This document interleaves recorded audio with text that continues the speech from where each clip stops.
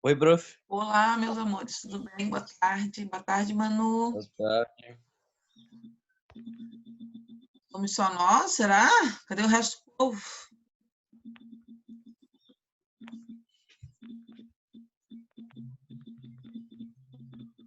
Manuzita, estás aí, Manuzita? Tô. Hã?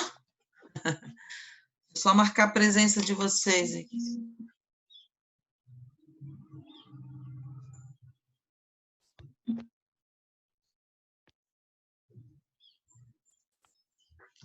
Manu e Cauã.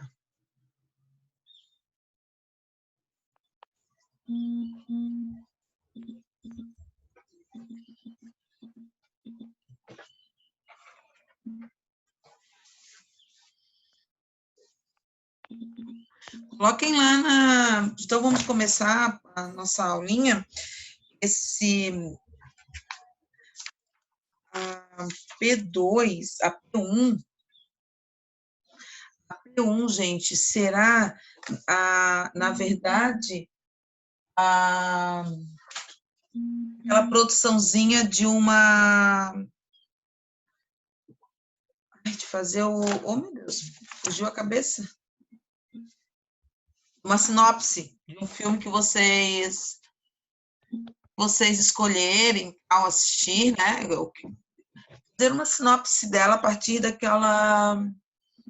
características dela, tá? Então, na semana que vem, eu vou colocar lá o linkzinho de trabalho para vocês produzirem. E só fazer a página 33 da P1, só estou colocando já para vocês, e produzir essa sinopse, tá? Lá da página 33 do capítulo 7, tá bom? Então, já sabem que vou colocar lá tudo descrito, tudo bonitinho, mas vocês já sabem que vai ser essa. Se vocês já fizeram, só reescrever. Se não fez, aí vai fazer aquilo, vai ter a oportunidade de fazer, tá bom? Então, não esqueçam que a P1 vai ser essa produção de sinopse da página 33. Deixa eu fazer a minha anotaçãozinha aqui.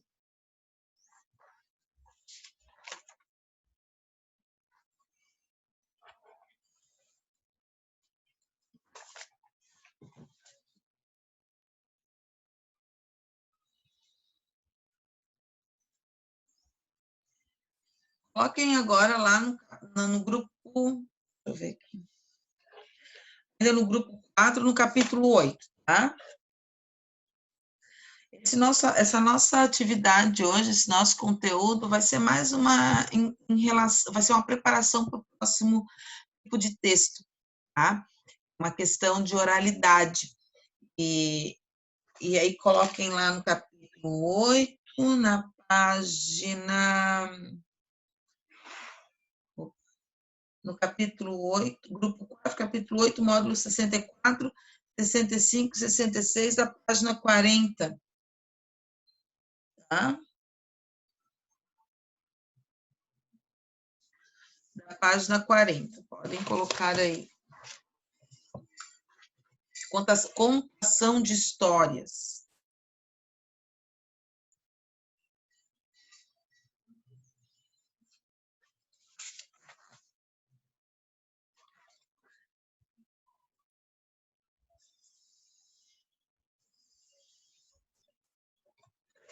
Vamos lá.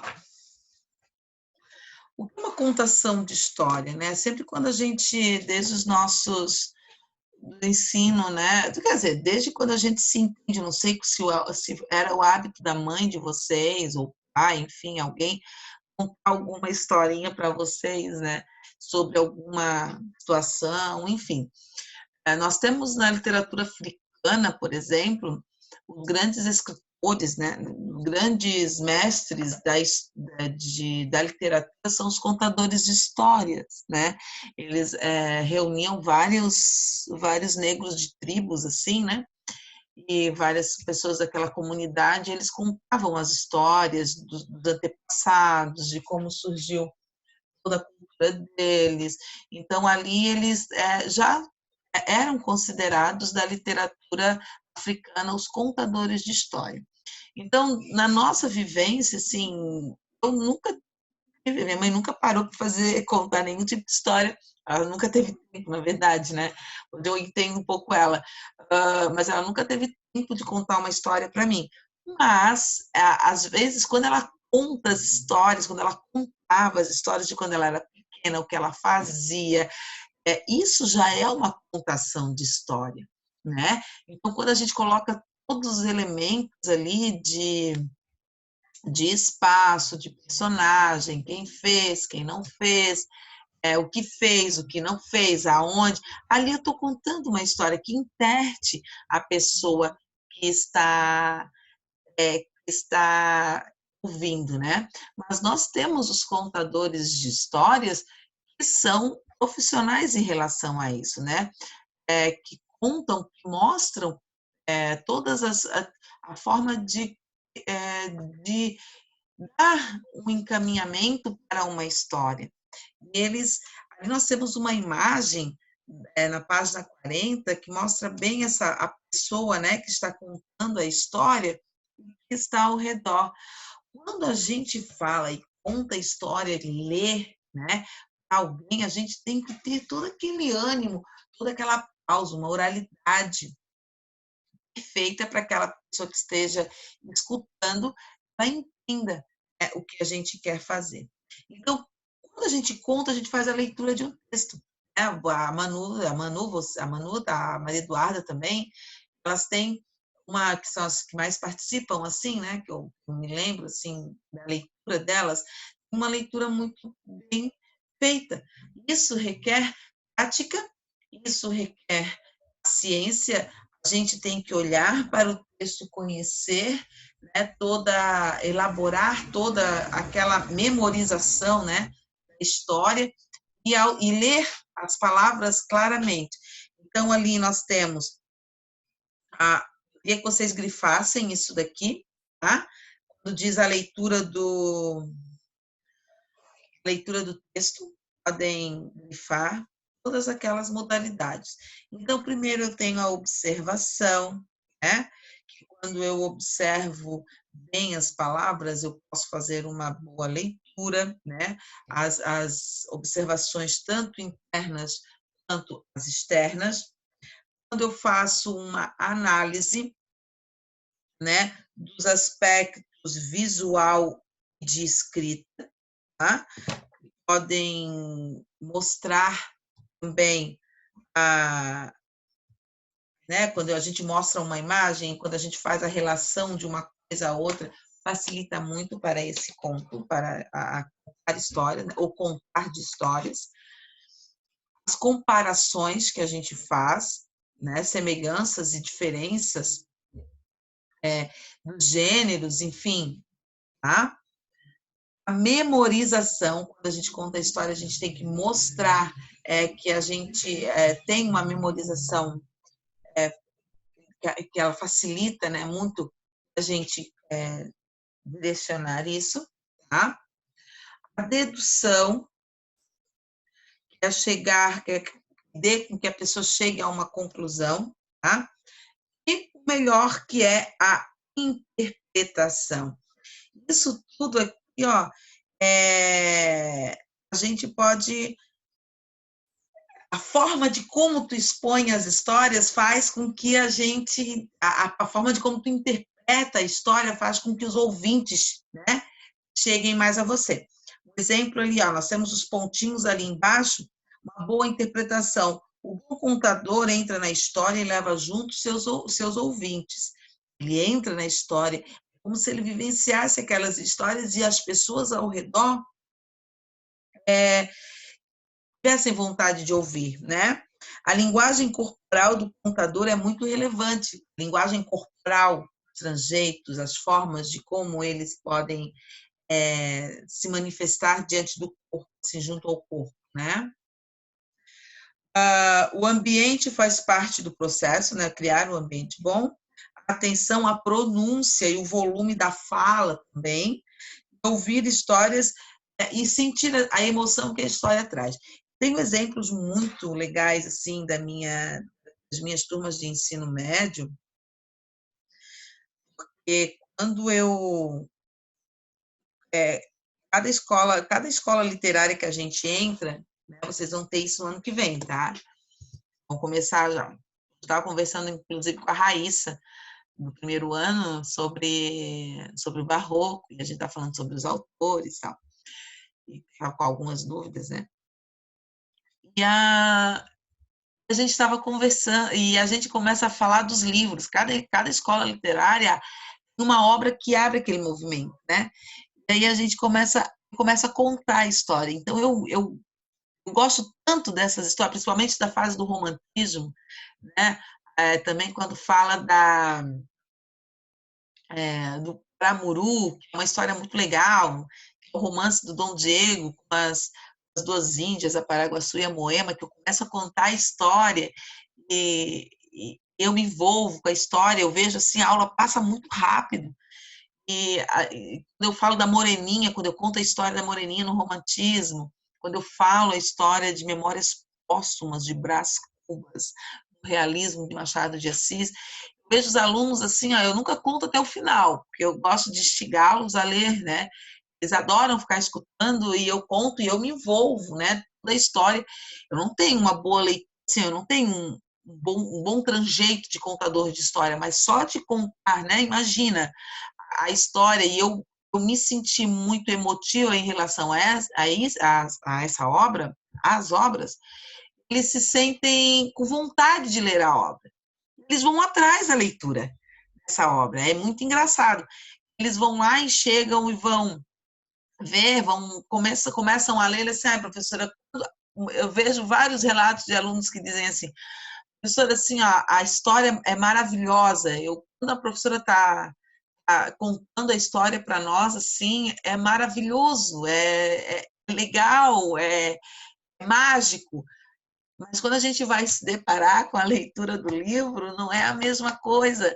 Mas por quê? Porque eles não entendem, eles não estão maduros o suficiente para entender a emoção daquela época, né, daquele movimento literário, e e a linguagem é difícil, então eu uso muita linguagem próxima dos meus alunos da adolescência, lá do primeiro ano, do segundo e do terceirão, então fica muito mais fácil, né? Eu trago toda aquela característica lá de 1836, de 1881, enfim, 1500 e pouco, eu trago uma linguagem próxima a eles e com características deles, né? Então, por isso é que eles gostam, né? Mas aí eles se deparam com a linguagem e eles não se animam em ler o livro, né? Para saber o final. Então, eu acabo depois conversando com eles e eu acabo colocando o final da obra. Mas isso me deixa muito feliz só pelo fato de eles se interessarem pelo livro. É difícil, né? No terceirão não tem outra alternativa. Você tem que ler o livro, você tem que ir para o vestibular. Eu também já tive relatos de alunos, porque eu faço os aulões referente às obras, e eu tiro trechos e conto a história, e vou tirando e fazendo análise junto com eles nos aulões, nos livros. E tem aluno que é aquele malandrão que não quer ler os livros, né, para fazer o vestibular. Então, tem aluno que diz assim, professora, eu fiz a prova, só pensando nas coisas que a professora contou sala de aula dos livros. Eu acertei boa parte da prova. Poxa, que legal! Bom que pelo menos isso eu ajudei. Então, contar histórias assim, interpretar muitas vezes, né, que eu não digo que eu sou um bom contador de história, né? Eu tento envolver os meus alunos nos livros que eu gosto, né? Eu sei que eles não vão gostar de ler por causa da linguagem, certo? Mas envolvê-los de uma certa forma, eles se interessarem. Então, eu posso conversar com eles, eles às vezes me trazem algumas citações de livros na redação também, que essa aqui foi a professora que me disse, não fui eu que disse, foi Machado de Assis. Né?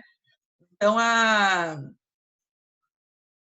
então, isso é legal. Bom contador de histórias é isso, tá? E lá na outra página, na página 42, também tem a identificação da plateia, no caso, né?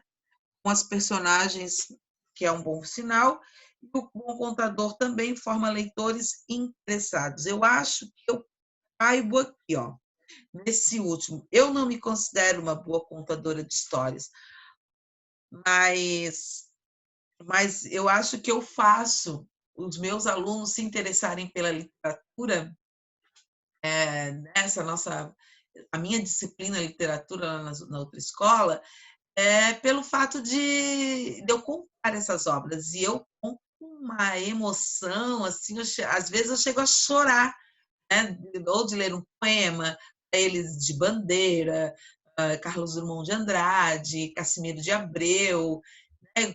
Quando interpreto os poemas, eles não gostam nem de ler, eles dizem assim, professora, eu quero que a professora leia, porque eu meio que interpreto no meio da aula, assim, eu vou andando pela sala e vou recitando para eles tentarem entrar no mundo literário, né? Nessa disciplina da literatura, e trazê-los para dentro do nosso convívio literário. Né? Isso é importantíssimo. Vocês vão ter o ano que vem, tudo que eu estou falando aqui agora, o ano que vem vocês vão lembrar lá no finalzinho. Acho que aquela professora de redação do ano passado, acho que ela falou alguma coisa sobre isso. Vocês vão lembrar, em algum momento vocês vão lembrar do que eu falei aqui, tá? Porque vocês vão vivenciar isso, certo? Agora eu quero que vocês coloquem também, nós já vamos colocar lá os dois módulos, tá? Lá na página 45, que daí a gente já fecha esse capítulo, não vai ser produzido nada, tá?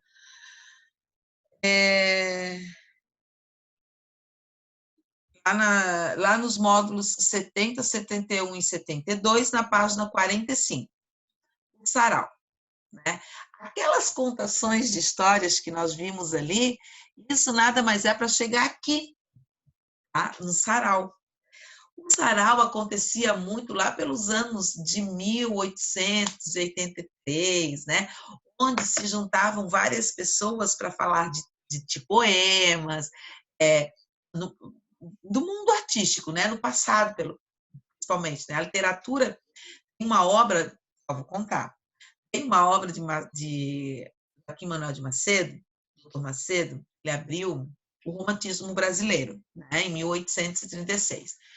Então, ele conta a história de dois adolescentes, né? Ou seja, de um grupo de adolescentes, estudantes de medicina, que foram para um sarau, né? Lá em Governador Valadares, na Ilha de Paquetá.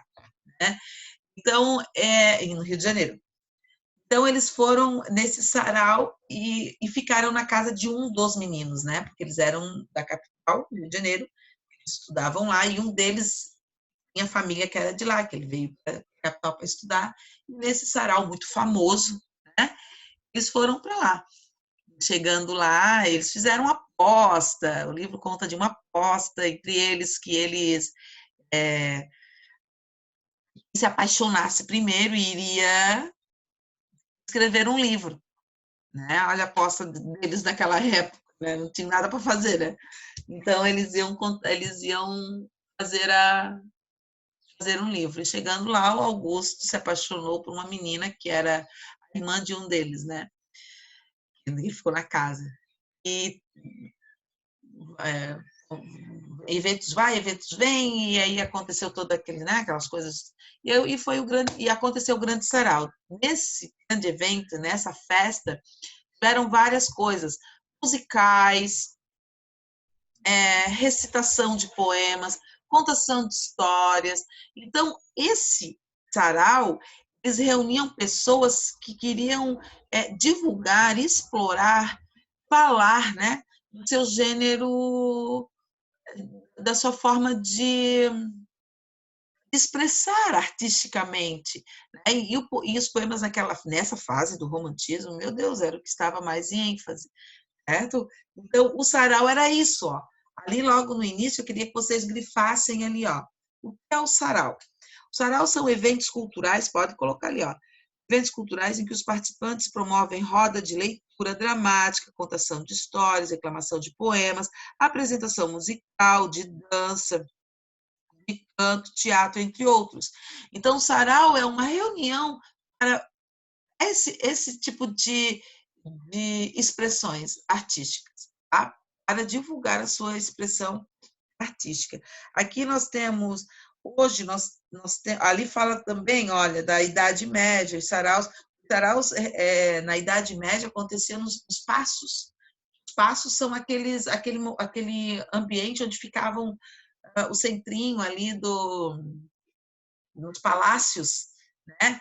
Ali é que eles se reuniam para fazer os saraus. Agora, na novela das 6, o Novo Mundo, eu acho, né? Eles falam muito nisso, o sarau no passo, vai acontecer um sarau no passo. Então, é nessa época, né? Então, já partiu lá das grandes, na era medieval, lá nos séculos medievais, e trouxe, né, até onde aconteciam os reinados, até onde existia, né, a monarquia, aconteciam esses passos, né, que era o lugar onde aconteciam esses saraus de entretenimento, né, no palácio, por exemplo.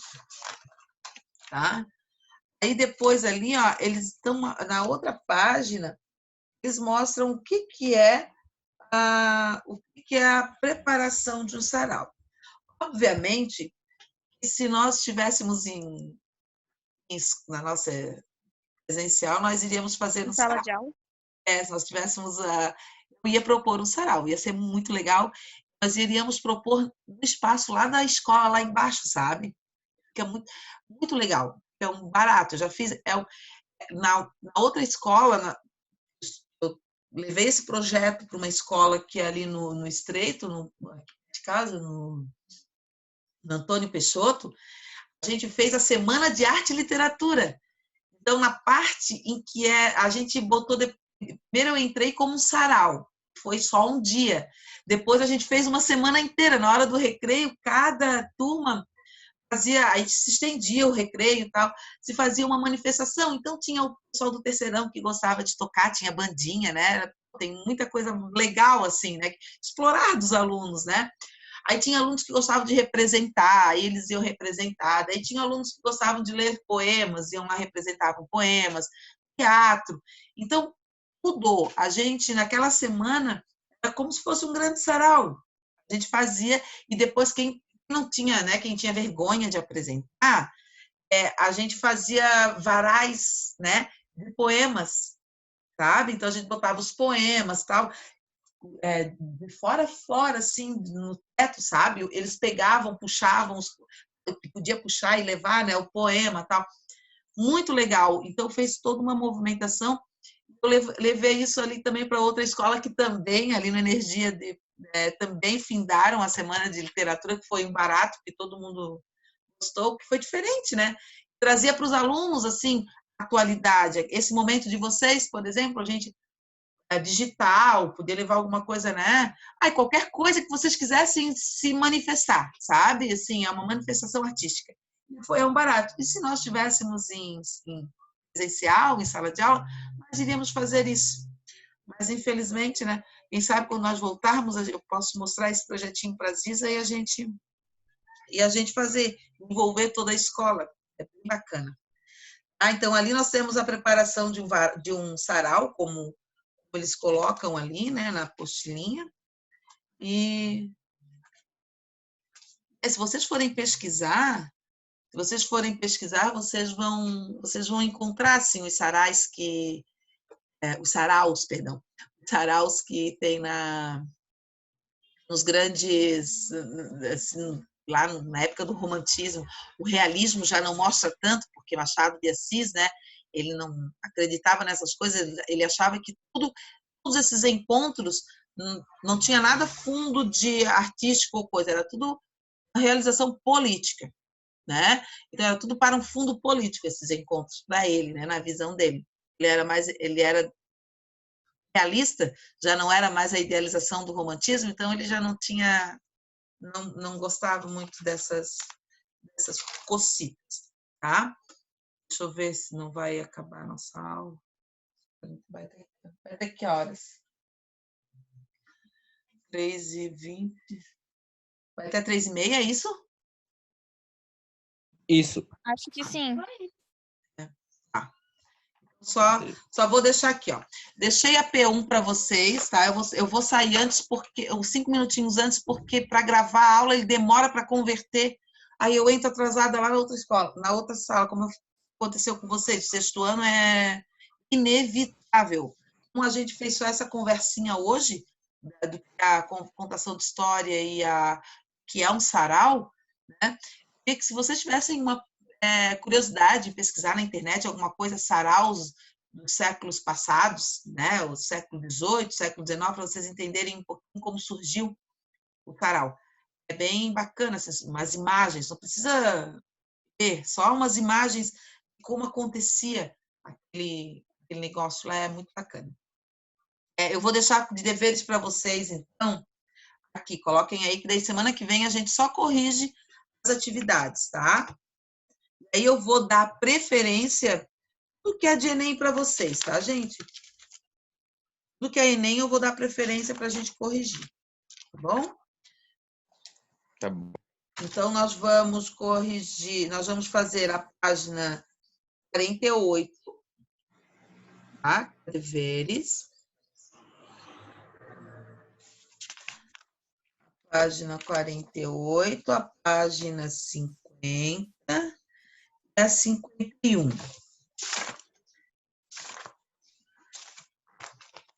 Aqui. E a página, aliás, pessoal, né? A página 56.